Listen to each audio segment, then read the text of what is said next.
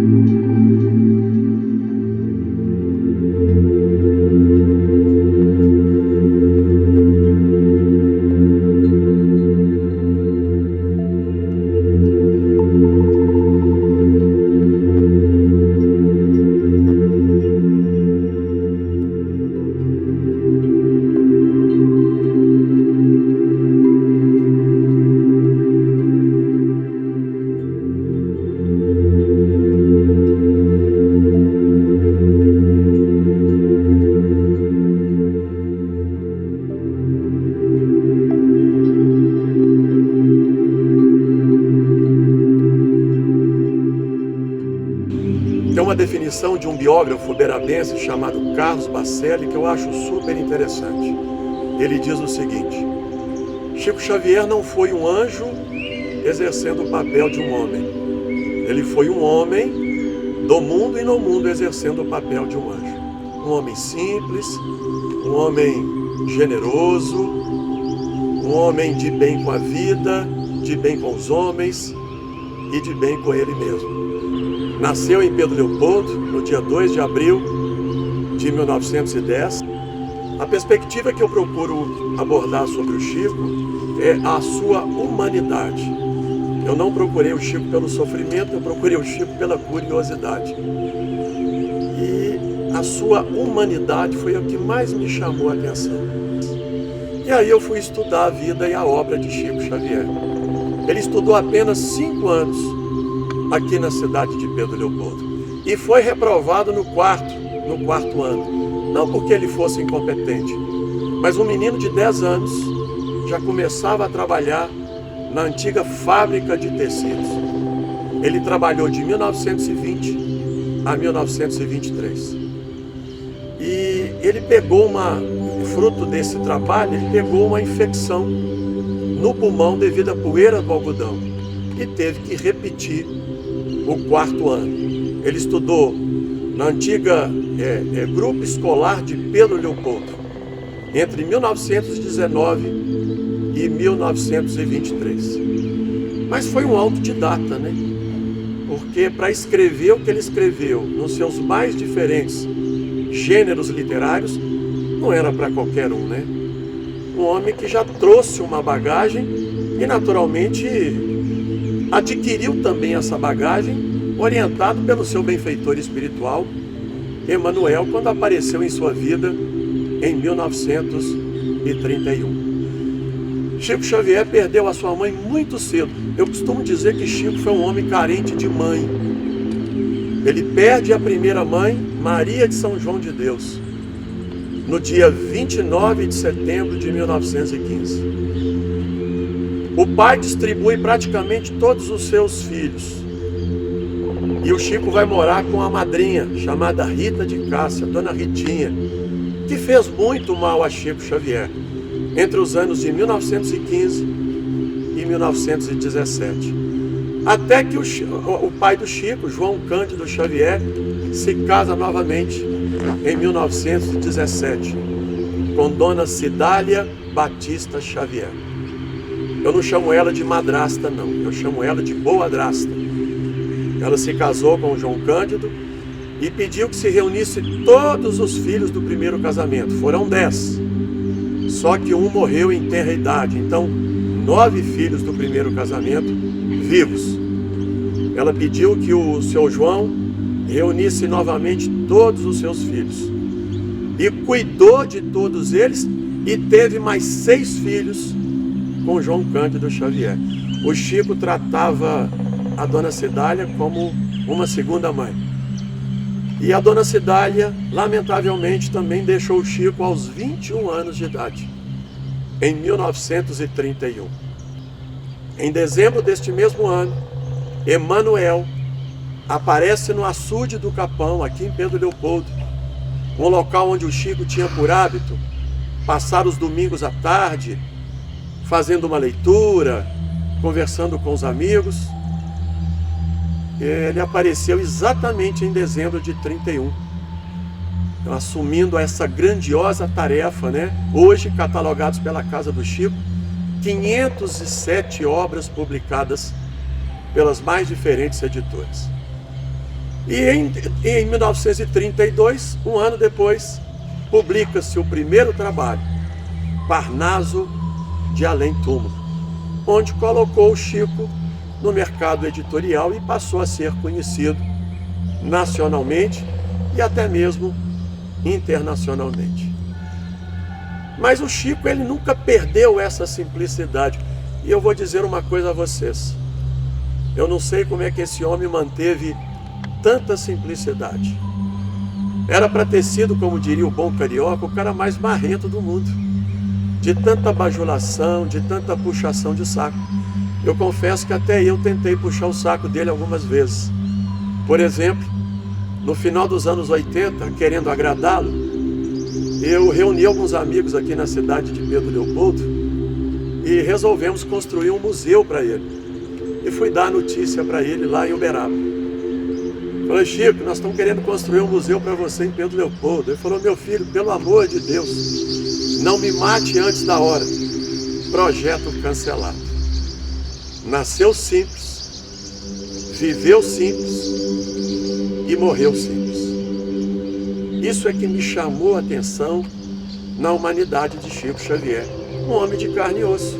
Sofreu, chorou, sorriu, errou, acertou, amou, desejou, com uma diferença.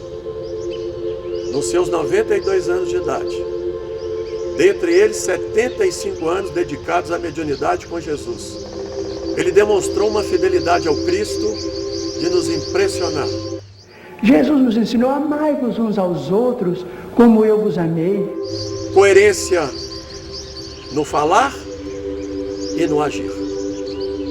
Olha o que o único homem foi capaz de fazer aqui em nosso país. Considerado mineiro do século, o maior brasileiro de todos os tempos, recentemente agora pelo programa do SBT, em parceria com a BBC de Londres, foi eleito o maior brasileiro de todos os tempos. Pelo fato dele ter sido espírita, não acredito. Pelo fato dele ter sido médium, não acredito. Pelo fato dele ter sido um grande homem, um homem de bem. Tem uma frase do Chico que, nesses anos todos de convivência, ele repetia frequentemente. Ele costumava dizer que o homem mais feliz é aquele que tem menos necessidades. Sofremos por aquilo que não é necessário. Nós sofremos pelo desnecessário. E não queremos abrir mão do osso. Reclamamos, mas continuamos sofrendo. Ou vivemos no passado, ou vivemos no futuro. Esquecemos de viver o presente. O Chico costumava dizer, a melhoria do mundo começa em cada um de nós. Façamos, portanto, a nossa parte, como fez o Chico, né? E se transformou nesse multiplicador. Era naturalmente simples. Um repórter uma vez veio visitar o grande Chico Xavier aqui em Pedro Leopoldo, do Rio de Janeiro. Ele imaginava uma espécie de guru, uma criatura diferente, excepcional. E pegou o Chico chegando no final de expediente, quando ele trabalhava aqui na Fazenda Modelo. Ele não falou, ele pensou, o repórter. Quando viu o Chico chegando, arrastando aquele pé cansado, aquele corpo cansado, aquela roupa suja, fruto do seu dia a dia, ele pensou, nossa, é isso aí? O Chico parece que leu o pensamento desse repórter, se aproximou dele e disse, eu sou isso, nada mais que isso, exatamente isso que você está vendo. Em 1931, quando eu ia fazer 21 anos, o espírito de Augusto dos Anjos sentia muita dificuldade em escrever por meu intermédio. Nesse tempo eu trabalhava no armazém. Nesse armazém me dava também serviço para cuidar de uma horta muito grande com plantações de alho, porque o alho na região em que eu nasci é um fator econômico de muita importância. Então, depois das 6 da tarde, para mim era um prazer ir fazer a rega dos canteiros de alho, e os espíritos começavam a conversar comigo. Eu achava muito prazer naquelas horas, porque eu me isolava de todo o serviço do armazém para ficar plenamente à disposição dos espíritos amigos. Então ele começou a ditar uma poesia que está no Parnaso de Além-Túmulo, o primeiro livro da nossa mediunidade. Essa poesia se chama Vozes de uma Sombra. E ele começou a falar com aquelas palavras maravilhosas, muito técnicas. Eu, com o regador na mão, me custava compreender. E ele falava e falava que gostava de escrever no campo, e que aquela era uma hora em que ele queria ditar, para que eu ouvisse, para mim poder compreender na hora de escrever, porque muitas vezes escrevo também como médium ouvinte. Então eu sentia aquela dificuldade. Então ele falou assim comigo, olha, você quer saber de uma coisa? Eu vou escrever o que eu puder, mas a sua cabeça não aguenta mesmo. A poesia está no livro, mas só o que ele pôde. Mas era muito mais, era uma beleza. Ele falava de fótons, de coisas, de mundos, galáxias. Quem era eu para entender aquilo que estava voando canteiro de alho? Em 1959, eu me dirigia de Uberaba, para onde eu me transferira recentemente. Eu me dirigia para Belo Horizonte, junto da qual está Pedro Leopoldo, a terra onde nasci na presente reencarnação. E então o avião decolou de Uberaba e fez uma breve parada na cidade de Araxá. Depois o avião decolou de novo e depois de uns 10 minutos o avião começou a se inclinar para um lado, para outro, às vezes fazia assim uma pirueta, e o pessoal começou todo a gritar e a pedir a Deus, pedir socorro. E eu estou ali acompanhando. Veio o comandante do avião e disse que não nos impressionássemos, que era um fenômeno chamado vento de cauda, e que apenas chegaríamos um pouco mais depressa. Mas algumas pessoas disseram, mais depressa no outro mundo.